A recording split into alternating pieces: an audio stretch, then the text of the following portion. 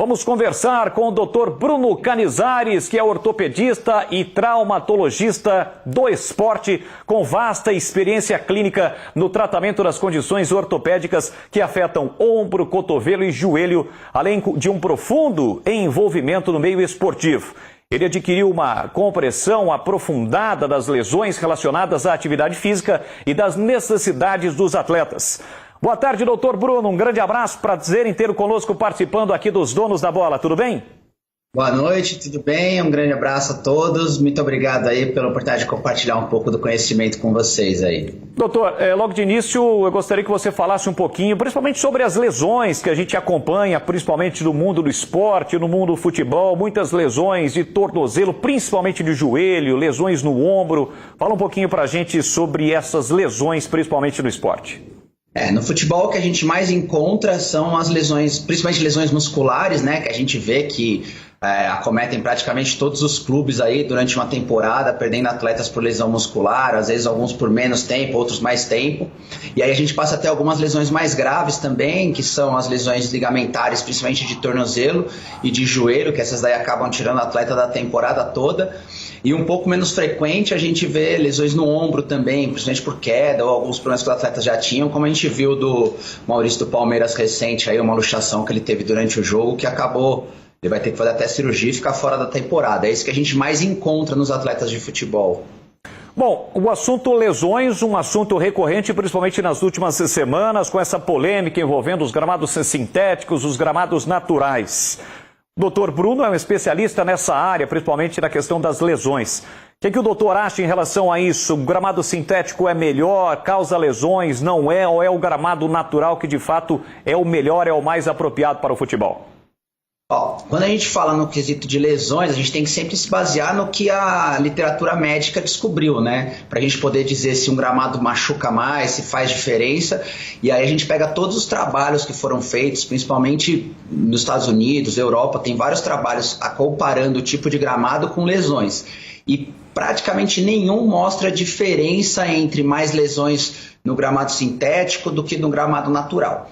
Tem um trabalho da UEFA, que foi um acompanhamento de 18 anos de registros de lesões que a gente tem, que é o que a gente mais segue, que ele, estatisticamente, ele não mostra diferença, mas a gente tende a ver uma diferença no tipo da lesão que a gente vai encontrar entre o gramado sintético com o natural. No natural a gente tem mais lesões musculares, um pouco, bem discreto nesse trabalho, enquanto no gramado sintético a gente passa até as lesões ligamentares, que aí inclui tanto as de tornozelo quanto as de joelho.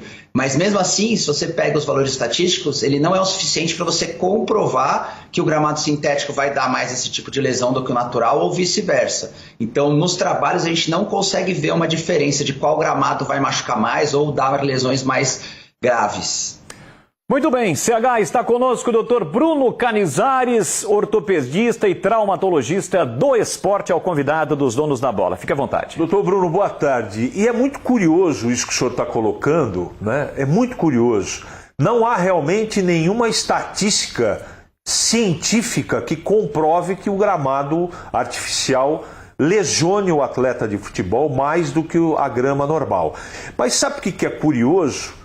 Nas principais ligas do mundo não tem gramado sintético. Copa do Mundo, a FIFA não autoriza gramado sintético. Tanto é que nos Estados Unidos agora, palco da próxima partida ou da próxima Copa, vários dos gramados que vão receber os jogos na Copa do Mundo estão sendo trocados ou serão trocados. Então é uma discussão muito interessante e por isso que eu queria saber a sua opinião. E a sua opinião, doutor, prejudica o atleta mais no gramado normal ou no sintético? Na minha opinião, a gente não consegue... boa tarde primeiro, CH. Na minha opinião, a gente não consegue ver uma diferença se o gramado... Eu não consigo te dizer se o machuca mais ou não. Não tem uma diferença entre isso. O que a gente tem principalmente que segue a linha da FIFA, muitas vezes o jogo é um pouco diferente. Como a bola rola, a movimentação dos atletas, o uso da chuteira. Então isso acaba influenciando mais do que propriamente as lesões para as decisões da FIFA. Porque por lesões a gente não consegue estipular nenhuma diferença entre os dois. Vamos lá, Tigrão, a sua pergunta para o Bruno Canizares, que participa conosco aqui dos Donos da Bola. Boa tarde ao doutor Bruno, que falou agora há pouco. Muito obrigado por estar participando com a gente. O senhor falou agora há pouco sobre o Maurício e, na minha avaliação, ele vinha vivendo talvez o melhor momento da sua carreira. E eu tenho uma curiosidade aqui, que a Ponte, alguns anos atrás, teve um jogador chamado Rildo. Rildo, que jogava pelas beiradas, um destro, mas que jogava pelo lado esquerdo. Depois foi pro Corinthians, foi pro Santos, né? Teve uma bela carreira, inclusive ele estava naquele time da Ponte, vice-campeão da Copa Sul-Americana em 2013. O Rildo, qualquer tombinho que ele levava que sobrecarregava o ombro saía do lugar. Isso é no linguajar popular, é um desencaixe que existe. E aí o braço fica caído e ele saía com uma dor horrível, massagista amparando e tal. E depois o pessoal tentava colocar no lugar, mas já não jogava mais naquele jogo porque a dor impedia. É uma luxação com ruptura de ligamentos importantes, o manguito, enfim, todas essas terminações e esses nervos que existem nessa região do ombro, que é a articulação do corpo que faz a maior variação de movimentos, né? Roda, volta, para cima, para baixo, diferente inclusive do joelho. A minha pergunta para o senhor, até por curiosidade de leigo, é a seguinte: por que acontecia isso com o Rildo e atrapalhou muito a carreira dele? Qualquer tombo ele tinha que sair, tombo obviamente em cima do braço. Por que acontecia isso? Por que não foi corrigido, por exemplo, com algum procedimento fisioterápico ou cirúrgico?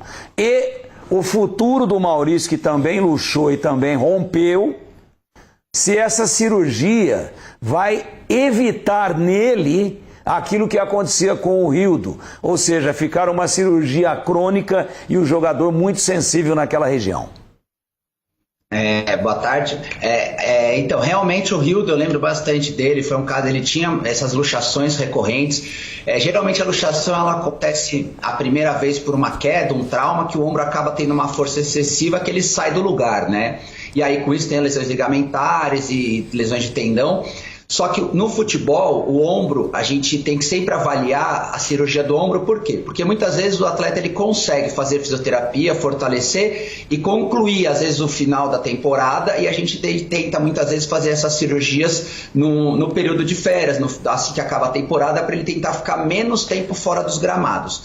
No Rildo, que eu me lembro, provavelmente foi tentada esse procedimento por um período, e ele chegou a operar, se eu não me engano, quando ele estava no Corinthians, e ele acabou tendo algumas complicações da cirurgia também. Teve infecção, teve que fazer vários procedimentos. Foi um caso bem emblemático, que é uma complicação que a gente tem de qualquer cirurgia. Então, geralmente no futebol é isso que acontece, a gente tenta pegar as lesões do ombro, evitar por um período a cirurgia, para até o atleta conseguir desempenhar bem, até que depois a gente faça a cirurgia para tentar deixar ele menos tempo afastado dos gramados. Mas o ombro ele fica instável, e o futebol é um esporte de contato, então qualquer queda, às vezes um tranco que ele recebe nas costas, alguma coisa, o ombro pode sair de novo do lugar, e aí isso aí vai se tornando recorrente, que é um dos fatores que a gente tem para também fazer a cirurgia. Quanto mais recorrente, menos chance de fortalecer para deixar no lugar vai ter. Então a gente acaba indo para a cirurgia. E a cirurgia, se bem sucedida, ela elimina essa instabilidade? Elimina. Na verdade, a principal complicação dessa cirurgia, ela acaba sendo uma reluxação, ele sai de novo do lugar. E por isso que, mas mesmo assim é uma porcentagem baixa. Mas aí a gente trata do futebol, que tem muito contato, quedas, o paciente apresenta novas quedas e novos traumas, então ele pode sair do lugar de novo por uma nova queda, mas aí a probabilidade acaba sendo, depois da cirurgia, praticamente igual a de antes da cirurgia. Doutor, só para finalizar, até uma curiosidade, né? A cirurgia a mais, entre aspas, chata do futebol é o ligamento, né? A LCA, ligamento cruzado anterior do joelho. E mesmo com a medicina avançada, cada dia mais avançada, por que ainda o jogador de futebol não consegue voltar antes daqueles 6 meses? Agora são 8 meses, né, o protocolo. Por que isso acaba não ocorrendo ainda no futebol? Porque quando a gente fala da cirurgia do ligamento cruzado anterior, a gente tem todo todo o entorno da cirurgia que tem que ser avaliado para retornar ao esporte. Você faz a cirurgia, reconstrói a anatomia, o ligamento volta a ficar na posição, volta a ter um ligamento que vai fazer a função de estabilizar o joelho, só que tem toda a atrofia da musculatura que o atleta tem que retomar na fisioterapia, ganhar um movimento de novo do joelho que fica mais restrito, até ele recuperar a força. Antigamente, a gente sempre viu o atleta voltando com 6 meses, porque na intensidade que eles fazem fisioterapia, tratamento, eles conseguem readquirir a força e equilíbrio muscular por volta dos 6 meses.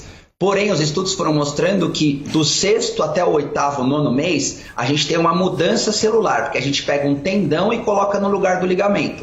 E aí essa mudança celular, ele passa a ter uma religamentização, que a gente fala. Ele volta a ter células e consistência e resistência do ligamento.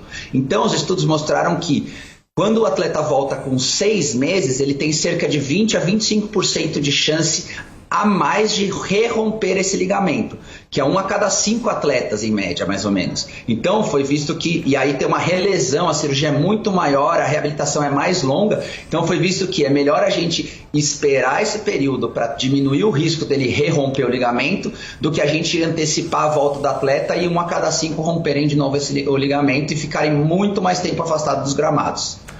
Muito bom, ótima explicação. Doutor, quem quiser acompanhar o seu trabalho pelas redes sociais, por outros canais, passa por gentileza para a gente, para quem está nos acompanhando. Obrigado, eu compartilho bastante informação no Instagram, é @dr de Dr. Bruno Canizares, com Z.